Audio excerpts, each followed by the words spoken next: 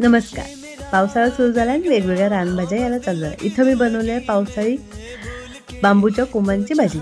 तुम्हाला ही रेसिपी नक्की आवडेल. तुम्ही ट्राय करून बघा. नवीन आहात तर सबस्क्राईब करायला विसरू नका आणि रेसिपी शेवटपर्यंत पूर्णपणे बघा. आम्ही कामानिमित्त सावंतवाडीला गेलो होतो. तिथून मी हा बांबूचे कोंब आणले होते. तर बघा अशा पद्धतीने तो चिरून घेतलेला आहे आणि रात्रभर आपल्याला ते पाण्यामध्ये ठेवून द्यायचं आहे. तो मधला गड्डा घ्यायचा नाही आहे. तो शिजतही नाही आणि खूप चरचरीत असा लागतो. तर दुसऱ्या दिवशी तो 4 ते 5 वेळा आपल्याला तो पाण्याने धुवून घ्यायचा आणि कुकरला मध्यम आचेवरती शिट्टी काढून घ्यायची आहे. आपल्याला शिट्टी होते तोपर्यंत इकडं मसाला भाजून घ्यायचा आहे. दाखवल्याप्रमाणे आपल्याला सर्व मसाले मध्यम आचेवरती खरपूस असे भाजून घ्यायचे आहेत. अतिशय असे छान लागतात. मस्त असे कोंब खूप छान लागते. आयुर्वेदिकही आहे ते.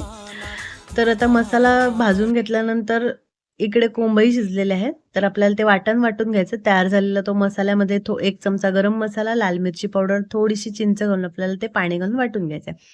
त्याच कढईमध्ये फोडणी करायची. तेलामध्ये मोहरी घालायची. तडतडल्यानंतर शिजलेले कोंब घालायचे आणि तयार केलेलं वाटण घालायचं. वाटण नंतर त्यामध्ये चवीप्रमाणे मीठ आणि गूळ घालून घ्यायचं आहे आणि खळखळून 10 ते 15 मिनिटं उकळी काढून तयार झालेले आपले बांबूच्या कोंबांची आमटी. तुम्हाला ही रेसिपी कशी वाटली कमेंट करून सांगा. लाईक करा, सबस्क्राईब करायला विसरू नका. परत भेटूया. धन्यवाद.